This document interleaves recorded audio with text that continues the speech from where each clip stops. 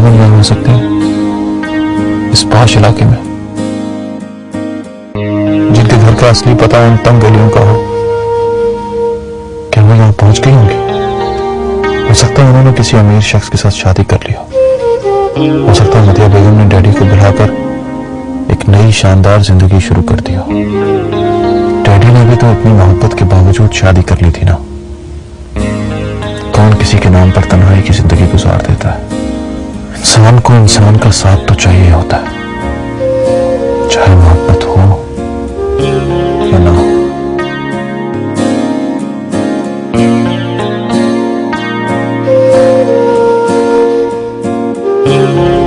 Sir घर का number की है? इस पे A/401 सुंदर नगर लिखा है। ਅਸੀਂ सुंदर नगर ਦੇ ब्लॉक चो ही गुजर रहे हैं। इसमें मकान का नाम लिखा है रूपा हवेली। रूपा हवेली? ਤੁਸੀਂ रूपा हवेली कहो ना, रूपा हवेली ਨੂੰ कौन नहीं जानता? क्यों, ऐसी क्या खास बात है रूपा हवेली में? सर ठाकर रविंदर सिंह ਨੂੰ कौन नहीं जानता? ਉਹਨਾਂ ਦੀ ਤੇ ਹਵੇਲੀ ਹੈ, ਤੁਸੀਂ ਪਹਿਲੇ ਦੱਸਣਾ ਸੀ।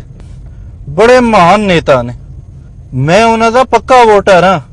8-8 ਘੰਟੇ ਉਹਨਾਂ ਦੇ ਜਲੂਸ 'ਚ ਪੈਦਲ ਚੱਲਿਆ। ਉਹ ਤੁਸੀਂ ਵੀ ਉਹਨਾਂ ਦੀ ਪਾਰਟੀ ਦੇ ਬੰਦੇ ਹੋ?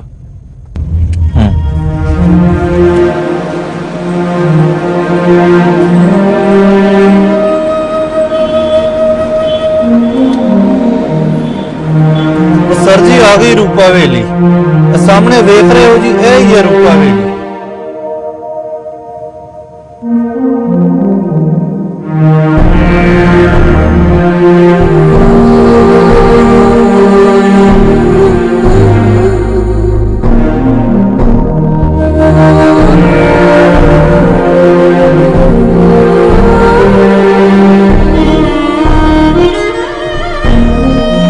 किससे मिलने का है? मुझे मदिया बेगम से मिलना है। किससे मिलना है? मदिया बेगम का? मद्दी? कौन सी बेगम? मदिया मदिया। इधर कोई बेगम नहीं रहने का। अच्छा, वो अंदर काम करती हो शायद? नहीं, इस नाम का कोई काम करने का नहीं है।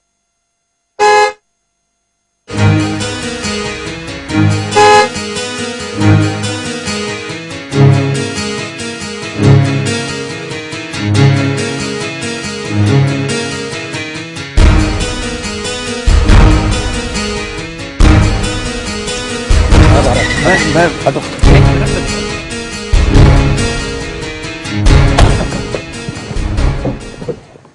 उनसे कुछ पूछना है, मुझे किसी के बारे में मालूम करना है।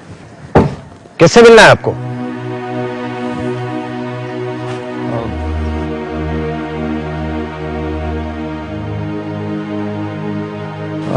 जी मैं पाकिस्तान से आया हूँ।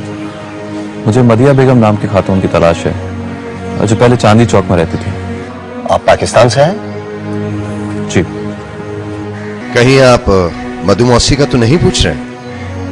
मैं कह नहीं सकता, मुझे तो मदिया बेगम नाम ही पता है। हाँ हाँ, मधु मौसी का भी कुछ ऐसे ही नाम है। एग्जैक्टली तो मुझे याद नहीं, शायद वही हो।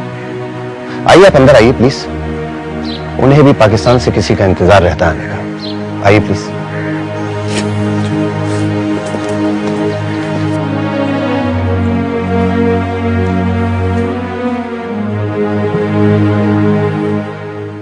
किस मोहल्ले में रहती थी? शायद चांदनी चौक में। मुझे सही से याद नहीं है, मगर आप उनसे मिल लीजिए। आइए बैठिए, मैं उन्हें देख के आता हूँ। ठीक, बैठिए।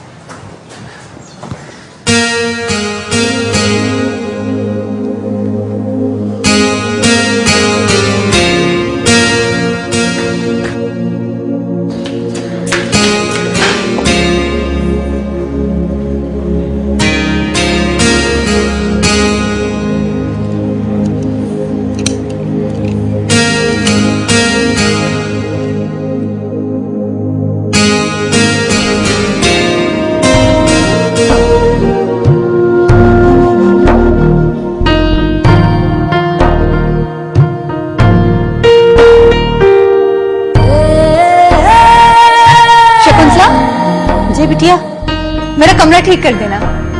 अच्छा बिटिया।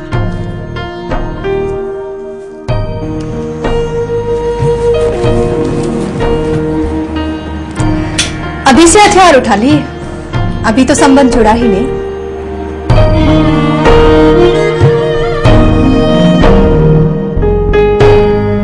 आप गौतम है ना? मगर तस्वीर में तो कुछ और। मगर आपकी फ्लाइट का टाइम भी तो नहीं हुआ है अभी। आप गौतम नहीं है? मेरा नाम रेहान हैदर है, मैं पाकिस्तान से आया हूं। Oh my God.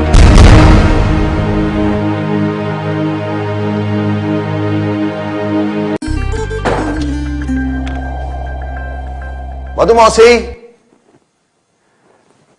मधुमौसी कोई पाकिस्तान से आया है, मुझे लगता है आप ही का पूछ रहा है।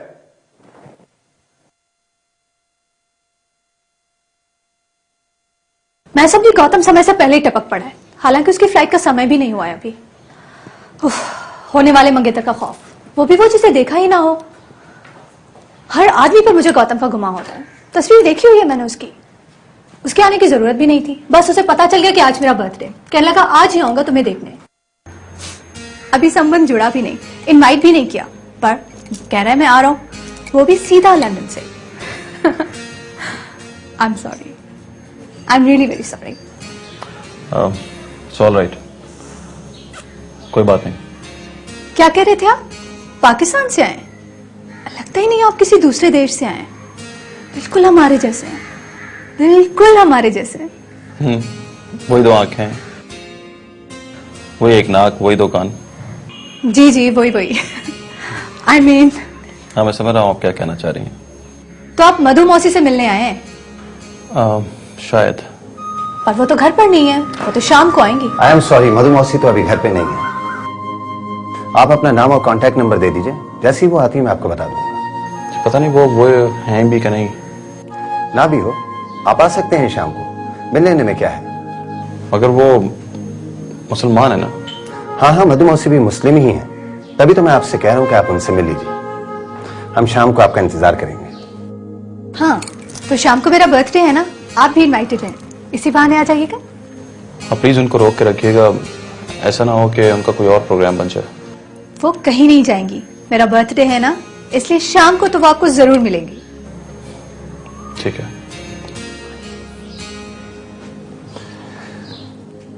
हम मधुमौसी को कुछ नहीं बताएंगे। अगर आपको उनके बजाय किसी और की तलाश हुई तो वो निराश होंगी।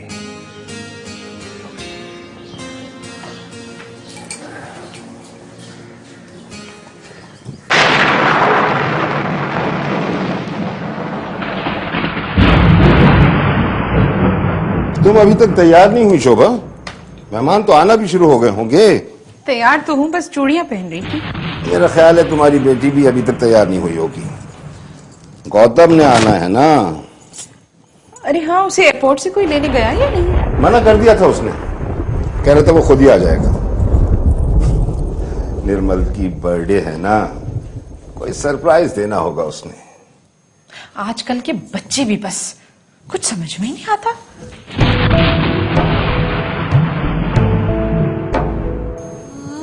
हमेशा की तरह आज भी बहुत खूबसूरत हो, सच धज के निकलती हो तो आज भी बहुत से मर्द मुझे जली नजरों से देखते हैं। हटिए, बातें बनाते हैं आप भी। वो तो आप पर गर्व करते होंगे। गर्व तो मैं करता हूं तुम पर, लोग तो मुझसे जलते हैं। दिल नहीं चाह रहा है कि तुम्हें सबके सामने लेके जाऊं। मौसम भी आशिकाना हो रहा है, और किसी ऐसी जगह चलकर बैठते हैं जहां मैं और तुम। छोड़िए भी, क्या हो गया है आपको? बच्चे इतने बड़े हो गए हैं, जवान बेटे का जन्मदिन है, बहू यहाँ वहां घूम रही है, आप भी बस। इसका मतलब है हम दुनिया छोड़ दें? माँ, वो मेहमान, सॉरी माँ, वो मेहमान आना शुरू हो गए हैं, आ जाइए। हाँ हाँ, बस आ रहे हैं हम भी। आप भी बस, कहा था जवान बहू इधर उधर घूम रही है, पर आप तो बस। जवान बहू की सास इतनी खूबसूरत क्यों है?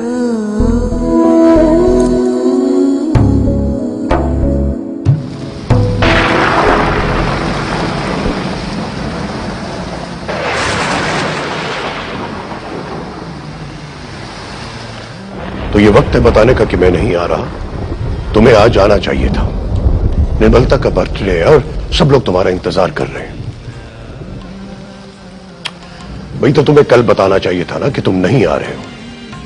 जिंदगी के कुछ असूल होते हैं। यह बात मुझे बिल्कुल पसंद नहीं है।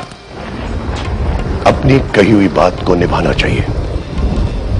देखो, मैं एक राजनेता हूं और जो बात मैं अपनी राजनीति में पसंद करता हूं वही बात मैं अपने घर में भी देखना चाहता हूं। मेरी बात को समझ रहे हो ना?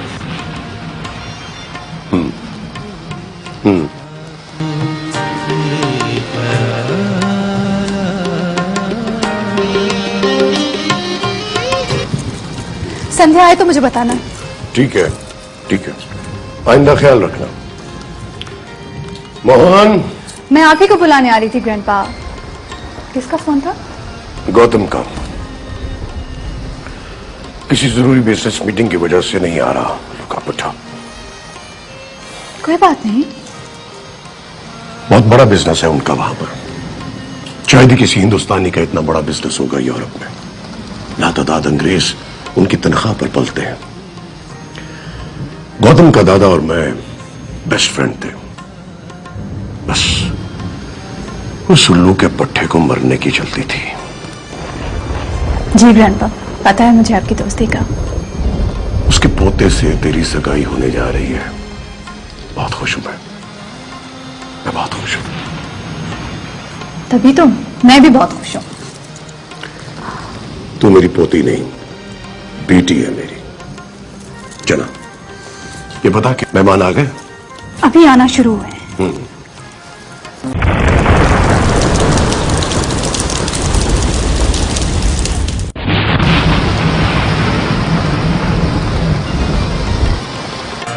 जैसा रंग है तेरा, चांदी जैसा रंग है तेरा, सोने जैसे बाल, एक तू ही धनवान है गोरी, बाकी सब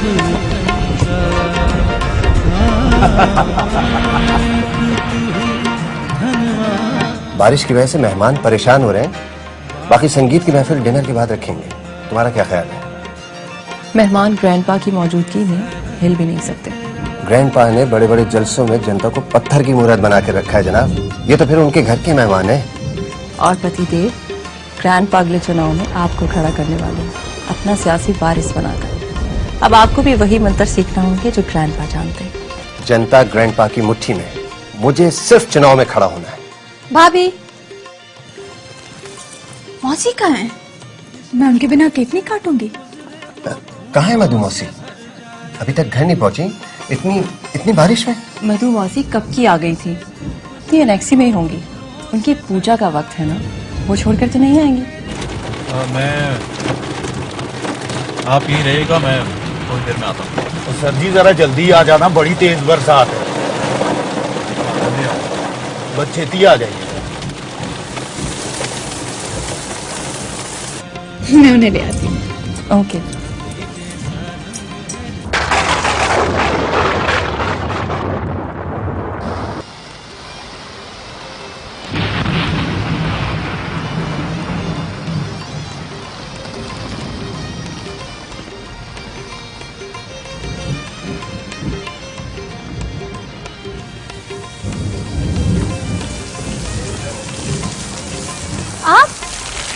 आप तो सचमुच आ गए। मुझे तो याद ही नहीं रहा। बाहर क्यों खड़े? अंदर आइए। लगता है पाकिस्तान से सीधा पैदल चले आ रहे हैं। आइए आइए। मेरी हालत ऐसी नहीं कि मैं अंदर आ सकूं। आप मदिया बेगम को भेज दीजिए प्लीज। मदिया बेगम? हाँ, तो मधु मौसी से मिलना चाहते थे ना? हाँ, वही शायद। लेकिन तब तक क्यों ही भीगे खड़े रहेंगे? जी बस मैं यहीं इंतजार कर लूंगा। आपको मैं भैया के कपड़े ला दूं? नहीं थैंक्स, मैं ज्यादा देर यहाँ नहीं ठहरूंगा। आप उनको बुला दीजिए ना प्लीज। आप इंतजार करें, मैं मधु मौसी को बुला के लाती हूँ। थैंक्स।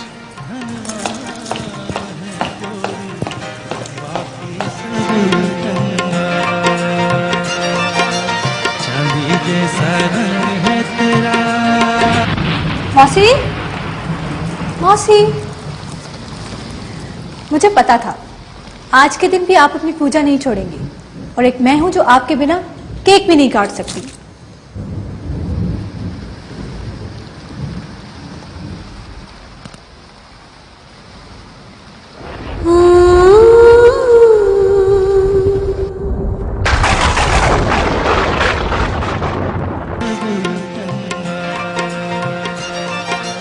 चांदी जैसा रंग है तेरा।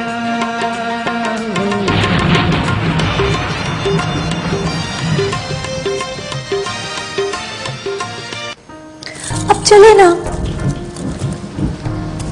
केक भी काटना है मैंने। जीती रहो, अल्लाह तुम्हें लंबी उम्र दे, हमेशा सुखी रहो, कोई दुख तुम्हें छू के ना गुजरे। अब जल्दी करें, चलें। और हाँ, आज मैंने आपके लिए एक जबरदस्त किस्म का सरप्राइज भी रखा है। अच्छा, जन्मदिन तुम्हारा और सरप्राइज मुझे मिलेगा? आपने पाल पोस के पढ़ा जो किया है, तो आज के दिन क्या आपको सरप्राइज नहीं मिल सकता? अरे मुझे तो लगता है तुम्हें पैदा भी मैं नहीं किया है। मुझे भी तो ऐसे ही लगता है ना कि मैं आप ही की बेटी हूँ। अशोक,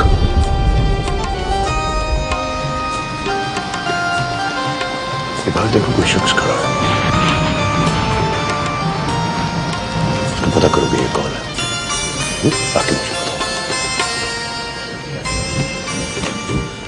से नजरें क्या मिली, रोशन फिजाएं हो गई।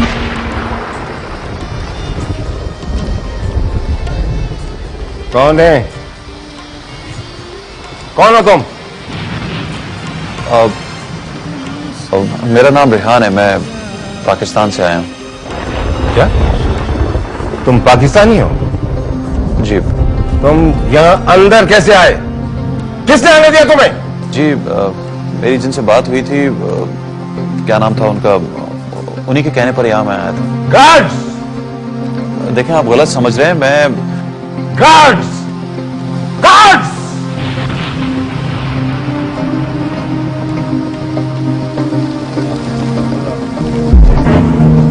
जब तक पुलिस ना आए इसको गार्डों में ले जाके बिठाओ।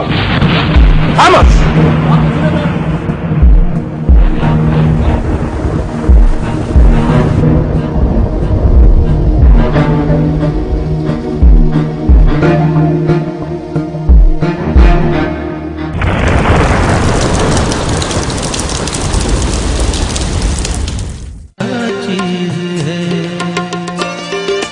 अच्छा चलें, वरना ग्रैंडपा बादलों से भी ऊंचा गरजना शुरू कर देंगे। चलें। चलो। ऐसे चलेंगी? हाँ। कोई ज्वेलरी वुलरी नहीं पहनेंगी क्या? अच्छा, पहन लेती हूँ, चलो।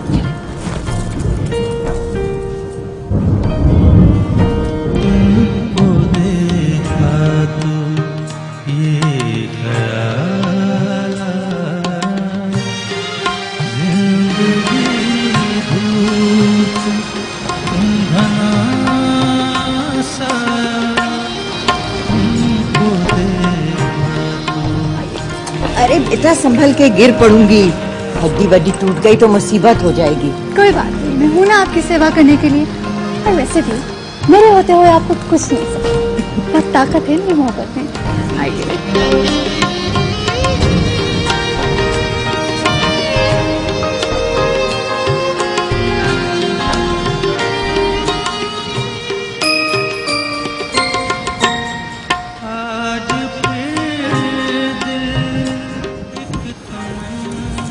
एक तो आप ना सबसे पीछे आके बैठ जाती है। अपनी जगह पे बैठती हूँ, अपनी जगह से एक कदम आगे नहीं बढ़ना चाहिए। आपको पता है आपकी जगह कहाँ है?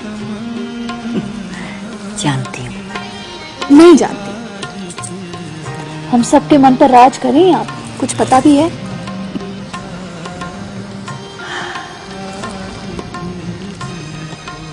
गौतम नहीं आया? पहुंचना था उसे। पिताजी को उसने फोन किया था, शायद किसी बिजनेस मीटिंग की वजह से नहीं आया। अभी से? अशोक, अभी से उसकी प्रायोरिटी उसका बिजनेस है? अभी तो सगाई की बात भी तय नहीं हुई। अरे भाई, इतने बड़े बिजनेस में ऐसा हो जाता है। मैं उसकी समस्या समझता हूं। तुम चिंतित मत हो।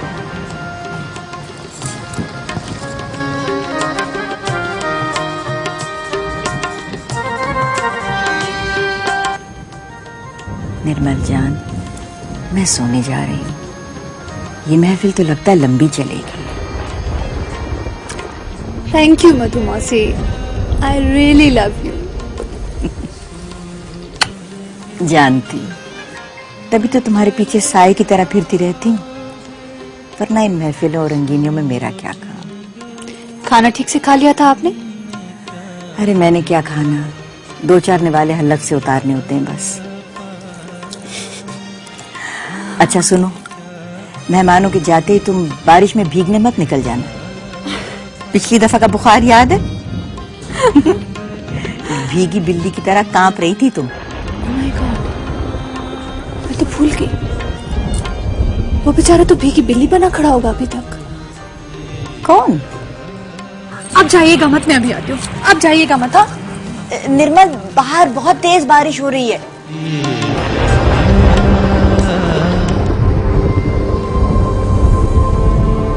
Mister Pakistani, hello mister Pakistani. नाम क्या बताया था? बताया था भी नहीं। हेलो, कहाँ छुपे हो मिस्टर पाकिस्तानी? लगता निराश होके चला गया। निर्मलता, चलो अंदर आओ। पिताजी वो अंदर आओ निर्मलता।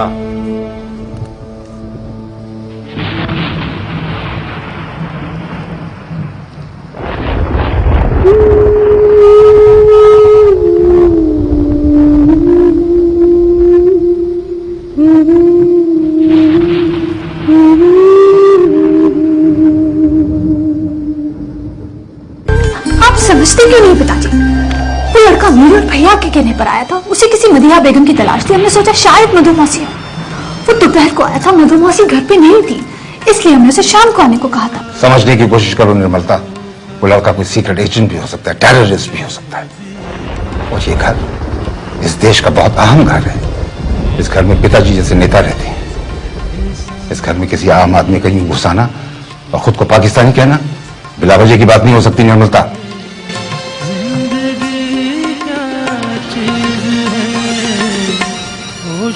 वो कोई सीक्रेट एजेंट नहीं था पिताजी। टेररिस्ट तो हो ही नहीं सकता। आदमी का चेहरा बताता है। फिर वो झूठ भी तो बोल सकता था ना। खुद को पाकिस्तानी कहलाने की क्या जरूरत थी? बिल्कुल हमारे ही जैसा तो था वो भी। हिंदुस्तानी पाकिस्तानी शक्लें तो सबकी एक जैसी, मगर डरते एक दूसरे से यूं है जैसे। ऐसा बोलो, कोई सुन लेगा। आई एम सॉरी पिताजी। क्या बात है पिताजी? भैया, वो पाकिस्तानी जो दोपहर को आया था, आपने उसे शाम को आने को कहा था ना? हाँ, कहाँ है वो? मुझे उस पर अब भी शक है। मैं उस पर अब भी ट्रस्ट नहीं कर सकता। इस तरह से तो कोई भी आतंकवादी जो है। पिताजी प्लीज, इसमें ऐसी कोई बात नहीं थी। और फिर मैं मधु मौसी से उसे मिलवाना चाह रहा था। बचपन से मधु मौसी को किसी पाकिस्तानी का इंतजार करते देख रहा हूं। वो बंटवारे की बहुत बात की उम्र का है। मधु जी को उसका इंतजार नहीं हो सकता। हो सकता है उसे किसी ऐसे ने भेजा जो मधु मौसी को जानता हो। आपने उसकी बात सुनी नहीं और गार्ड रूम में बंद करा दिया पिताजी।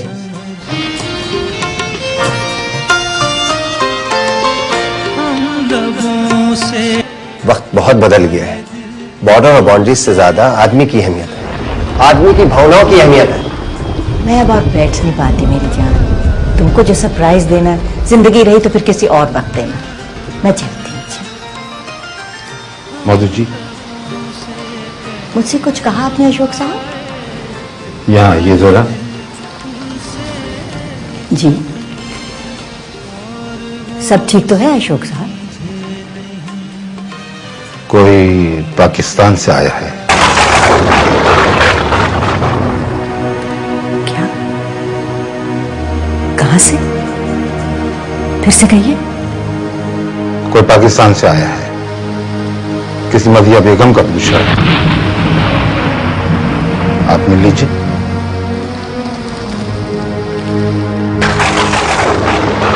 मौसी, मौसी क्या हुआ मुझे?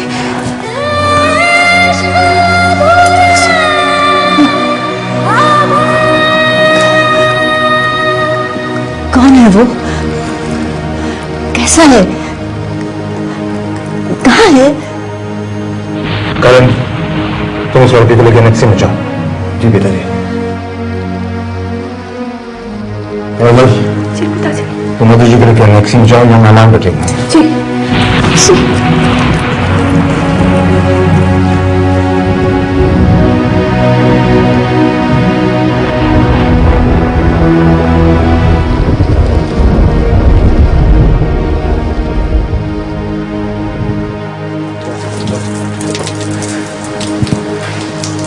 आई एम सॉरी, मुझे सचमुच समझ में नहीं आ रहा कि मैं अपनी शर्मिंदगी का किस तरह ध्यान दूं। वैसे गलती मेरी ही थी, मुझे याद ही नहीं रहा कि आपको आना है, वरना ऐसा कभी भी ना हो। बस बस बस, बहुत हो चुका। मुझे नहीं पता था या मेरे साथ ऐसा सलूक किया जाएगा। माना कि मैं पाकिस्तानी हूं, लेकिन इसका यह मतलब तो नहीं कि मैं जासूस हूं, टेररिस्ट हूं, दुश्मन हूं आपका। ले, आप तो अभी से इतना घबरा रही हैं। कितना इंतजार होता था आपको पाकिस्तान से किसी के आने का। अच्छा, ये भी हो सकता है ना कि वो आपका कुछ भी ना हो। बेचारा इतनी दूर से जिसे ढूंढने आया है वो आप ना हो, ऐसा हो सकता है ना मौसी? फिर तो आप उससे बात कर लेंगी ना? कह दीजिएगा ना मियां ना, हम वो नहीं हैं, हम आपको नहीं जानते, वो कोई और होंगी, जाके कहीं और ढूंढो, है ना मौसी? अल्लाह ना करे। मैं मजाक कर रही थी, भगवान करे वो वही हो जिसका आपको इंतजार है। मैं सचमुच शर्मिंदा हूं और जो कुछ हुआ उसके लिए आपसे क्षमा चाहता हूं। माफी तो मैं मांगने आया था, जिसकी इतनी बड़ी सजा भुगतनी पड़ी है मुझे। मुझे नहीं पता कि मुझे माफी का मौका मिलेगा भी कि नहीं, या इसी तरह बेइज्जत होकर निकलना पड़ेगा यहां से। माफी? कैसी माफी? बस रहने दीजिए, आप नहीं समझेंगे। आइए, मैं मधुमौसी से आपको मिलवाऊं।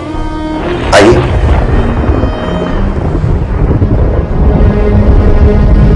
आइए, विश्वास कीजिए मेरा, मैं मधुमौसी के पास ही आपको ले जाने के लिए आया हूं। चलिए। आप अब तक नाराज हैं क्या? नाराज था, अब नहीं हो। शायद ऐसे ही होता है हम जैसे मुल्कों के हालात में। शायद। आइए प्लीज।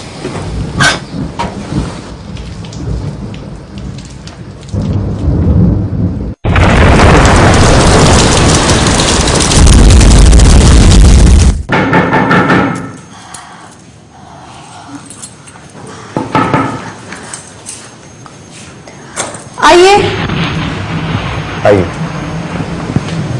आइए। यही? पता नहीं, मैंने तो तस्वीर में नहीं देखी। मधुमौसी, देखिए, बात कीजिए इनसे, हो सकता है आप इन्हें जानती हूं। मौसी, मौसी आंखें खोल कर इसे देखिए ना, इस तरह कैसे पता चलेगा?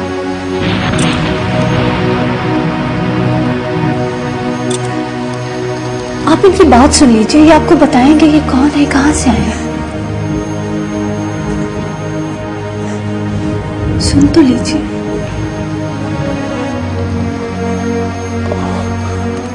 देखिए, मैं कराची से आया हूं। मेरा नाम रेहान है,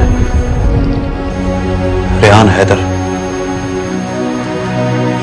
मुझे मदिया बेगम की तलाश है, जो चांदनी चौक के मकान नंबर 10 में रहती थी। मैं वहां गया था, मगर वहां एक खातून ने मुझे यहां का पता दिया। मैं माफी चाहता हूं, मैं मदिया बेगम को पहचानता नहीं हूं, मगर मेरे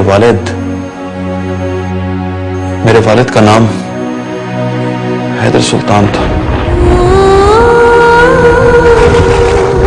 क्या आप मदिया बेगम?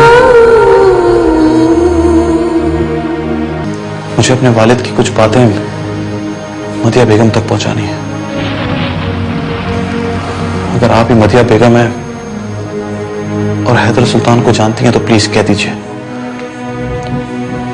मैं बड़ा बोझ अपने दिल पर उठा लाया हूं। अगर आप ही मतिया बेगम है तो प्लीज कह दीजिए, प्लीज प्लीज कह दीजिए।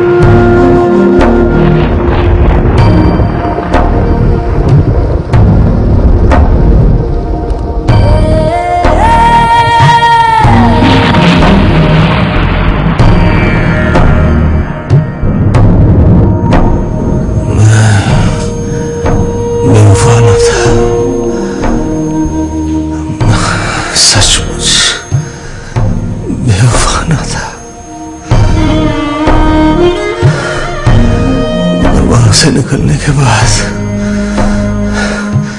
मैं बाकी की तमाम जिंदगी वफा की हसरत में तड़पता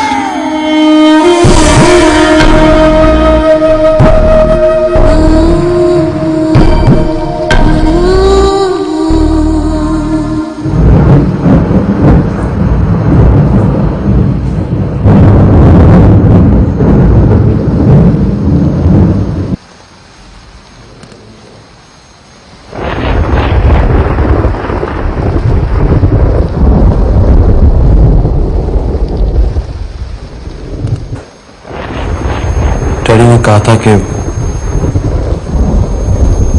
मैं उनकी तरफ से आपसे हाथ जोड़कर माफी मांगू। उन्होंने कहा है कि वो बेवफा नहीं थे। इंसान बेवफा होता ही नहीं है, उसका मुकद्दर बेवफा होता है। जो छोड़ गए थे हसीना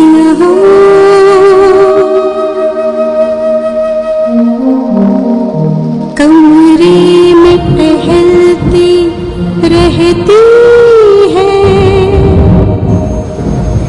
उन्होंने कहा है कि वो जब उस रात आपको मांगों बेटा छोड़ भागे थे तो उनको यकीन था कि वो वापस जरूर आएंगे। अगर उनकी वापसी के सारे रास्ते बंद हो गए थे,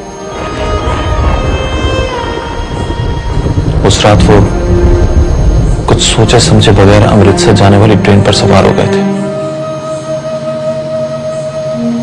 अमृतसर पहुंचकर उन्हें अखबारों में लगे इश्तिहार से पता चला कि वो जासूसी के इल्जाम में इंडियन पुलिस को मतलूब है।